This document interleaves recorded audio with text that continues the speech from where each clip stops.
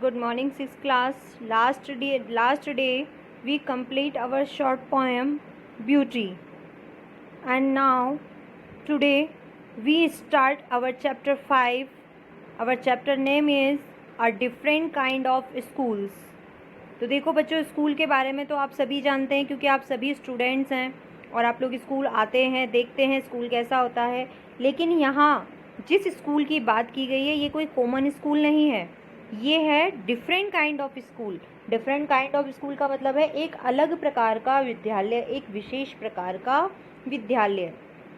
अब विशेष प्रकार के विद्यालयों से जो है हम कई सारी चीज़ें समझ सकते हैं कि कुछ विशेष, तो अब इसमें किस प्रकार के जो है विद्यालय के बारे में बताया है ये तो हम आपको चैप्टर के साथ ही समझाएंगे। लेकिन एक चीज़ और बताते हैं कि कुछ विशेष विद्यालयों की खासियत ये होती है कि वह विद्यालय जो स्पेशली उन बच्चों के लिए बनाए जाते हैं जो बच्चे आँखों से देख नहीं सकते, जिन्हें ढंग से सुनाई नहीं देता है, या वो शारीरिक रूप से अपंग होते हैं, क्रिपल होते हैं, उनके लिए जो विद्यालय खोले जाते हैं उन्हीं विद्यालयों को जो है वो क्या कहा जाता है, डिफरेंट काइंड ऑफ स्कूल या स्पेशल स्कूल कहा जाता है। तो अब हम इस चैप्टर में के इस स्टोरी के बारे में या इस चैप्टर के बारे में देख लेते हैं। इसमें क्या है इसे हम थोड़ा सा जो है वो बिफोर यू रीड पहले पढ़ लेते हैं। तो यहाँ देखिए, do you know these words. यहाँ आपको कुछ शब्द दिए जा रहे हैं। सबसे पहले ही आपसे ये पूछा है कि क्या आप इन शब्दों के अर्थ के बारे में जानते हैं। इफ़ यू डोंट, अगर आप नहीं जानते हैं, फाइंड आउट देयर मीनिंग, तो सबसे पहले इन शब्दों के अर्थ को समझें। यहाँ आपको सबसे पहले कुछ बताया है कि क्या कुछ शब्द दिए गए हैं जिनके लिए पूछा है कि क्या आप इन शब्दों को जानते हैं। यदि नहीं जानते हैं तो पहले इनके मीनिंग ढूंढें। तो देखो बच्चों, फर्स्ट वर्ड है हमारा बैंडेज। बैंडेज का मतलब क्या होता है, पट्टी। बैंडेज जो लगाई जाती है जब चोट लग जाती है या कोई घाव हो जाता है तो हम क्या लगाते हैं, बैंडेज। तो उसके लिए इसका अर्थ है पट्टी। क्रच, क्रच का मतलब होता है बेटा बैसाखी, अर्थात जो लोग सही से बिना सहारे के चल नहीं सकते उन्हें चलने के लिए जो लकड़ी दी जाती है, जो इस पर एक सहारे का आगे की तरफ स्तंभ सा बना हुआ होता है, उसे बैसाखी कहते हैं, उसे ही इंग्लिश में क्रच कहा जाता है। क्रिपल, क्रिपल का मतलब है अपंग। अब यहाँ आप इतना समझ गए होंगे कि जिस स्कूल का मैंने आपसे जिक्र किया था ये वही स्कूल है, क्योंकि बैंडेज का मतलब आंखों की पट्टी बंधे होना यानी कि दिखाई ना देना, क्रचेज यानी बैसाखी के सहारे चलना, क्रिपल यानी शारीरिक रूप से अपंग होना। ऑनर, सम्मान, मिसफॉर्च्यून, दुर्भाग्य, सिस्टम, तरीका। तो इन सारे वर्ड्स के अर्थ मैंने आपको बता दिए हैं।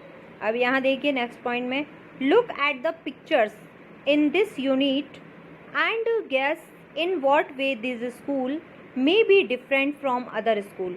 कि सबसे पहले ये कह रहे हैं कि आप इस पिक्चर को ध्यान से देखें जो कि आपके इस यूनिट में दी गई है और अनुमान लगाइए कि यह स्कूल बाकी दूसरे स्कूलों से अलग क्यों है, कि ऐसा स्कूल ये जो है ये दिया हुआ है ये और स्कूलों से अलग क्यों है।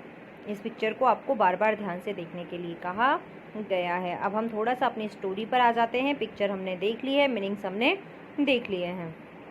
तो देखिए फर्स्ट पॉइंट में, I had heard a great deal about Miss Beam's school but not till last week did the chance come to visit it. यहाँ जो हमारे लेखक हैं, जो हमारे इसके राइटर हैं चैप्टर के, वो कह रहे हैं कि मैंने मिस बीम के स्कूल के बारे में बहुत ज़्यादा सुन रखा था, लेकिन तब तक मैं उस स्कूल के बारे में ज़्यादा नहीं जानता था जब तक कि मुझे वहाँ जाने का मौका नहीं मिला था। अर्थात पिछले हफ्ते तक, टिल लास्ट वीक के पिछले हफ्ते तक मुझे उस विद्यालय में जाने का मौका नहीं मिला था। पिछले हफ्ते से के बाद मुझे ये मौका मिला जब मैं उनसे मिल पाया, लेकिन उससे पहले सिर्फ मैंने उनके स्कूल के बारे में सुना ही था, मैं उनसे मिल नहीं पाया था और मैं उस विद्यालय में को देख नहीं पाया था।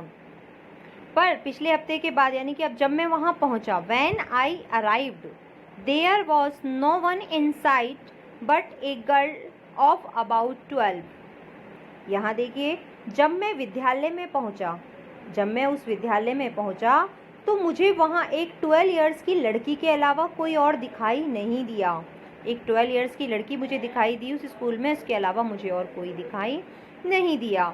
Her eyes were covered with A bandage, उसकी आंखों पर पट्टी बंधी हुई थी। Her eyes were covered with A bandage, यहाँ ये वर्ड्स आ गए हैं देखो आप, उसकी आंखों पर पट्टी बंधी हुई थी। And she and she was being led carefully between the flower beds by a little boy who was about 4 years younger। ये देखिए यहाँ कहा है कि मुझे उस विद्यालय में सिर्फ 12 ईयर्स की एक लड़की मिली जिसकी आंखों पर पट्टी बंधी हुई थी और वह वहीं पर फूलों की क्यारी के पास थी जहाँ से उससे 4 साल छोटा, उस लड़की से 4 साल छोटा यानी कि लगभग 8 साल का होगा वो लड़का। अब 4 साल कंफर्म बता दिया है तो वो 12 की है, तो लड़का कितने का हुआ, 8 ईयर का। कि वह उससे 4 साल का छोटा लड़का जो था वह उसे फूलों की क्यारियों में से लेकर जा रहा था, वो उसे फूलों की क्यारियों में से लेकर जा रहा था। वॉज बीइंग लेड यानी कि सावधानी पूर्वक वो उसे रास्ता दिखाते हुए फ्लावर बेड्स यानी फूलों की क्यारियों से लेकर जा रहा था, वो छोटा लड़का जो कि 4 साल छोटा था। She stopped and it looked like she asked him who had come।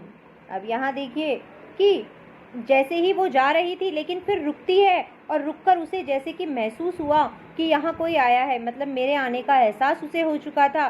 तो उसने उस बच्चे से पूछा, उसे ऐसा महसूस हुआ कि कोई आया है, तो उसने उस बच्चे से पूछा कि कौन आया है। वो पूछती है कि कौन आया था। He seemed to be describing me to her। मैं उनकी बात को सुन तो नहीं पाया ढंग से, लेकिन मुझे ऐसा लगा कि उस बच्चे ने मेरे बारे में ही बताया है कि मैं आया हूँ। Then they passed on, और उसके बाद वो दोनों बच्चे वहाँ से चले गए। हमारा सेकंड जो पॉइंट था वो पूरा हो गया है। थर्ड हम देखते हैं। Miss beam was all that I had expected, middle aged, full of authority, yet kindly and understanding. अब यहाँ देखिए मिस बीम बिल्कुल वैसी ही थी जैसा मैंने उनके बारे में सुना था और जैसे मैंने उनके बारे में सोचा था, बिल्कुल मिस बीम वैसी ही थी। अधेड़ उम्र की, फुल ऑफ अथॉरिटी यानी कि फुल ऑफ अथॉरिटी का मतलब है रोबदार, मगर काइंडली यानी कि दयालु, एंड अंडरस्टैंडिंग और संवेदनशील, समझदार, जो चीज़ों को समझती हैं। मिस बीम बिल्कुल वैसी ही थी जैसा मैंने उनके बारे में सोचा था। वो अधेड़ उम्र की थी, रोबदार थी, दयालु थी और समझदार थी। Her hair was beginning to turn grey. अब उनके धीरे धीरे उनके बाल सफ़ेद होना शुरू हो रहे थे। मिस बीम के जो बाल थे वो धीरे धीरे अब वाइट होना स्टार्ट हो गए थे, सफ़ेद होना स्टार्ट हो गए थे। And she had the kind of plump figure that is likely to be comforting to a homesick child. अब यहाँ देखिए उनका शरीर जो था वो देखिए प्लम फिगर का मतलब है गोलमोल, उनका शरीर गोल मटोल था। वह उनका जो शरीर था, उनकी जो बॉडी थी वो थोड़ी गोल मटोल थी, जो किसी घर की याद से, बिल्कुल ऐसा लग रहा था उन्हें देखकर जैसे कि एक बच्चा जिसे घर से दूर कर दिया जाता है और वह अपने घर वालों के लिए परेशान होता है और उन्हें याद करता रहता है, तो उन्हें देखकर ऐसा ही लग रहा था जैसे कि वह एक ऐसा बच्चा है जिन्हें अपने घर से दूर कर दिया गया है।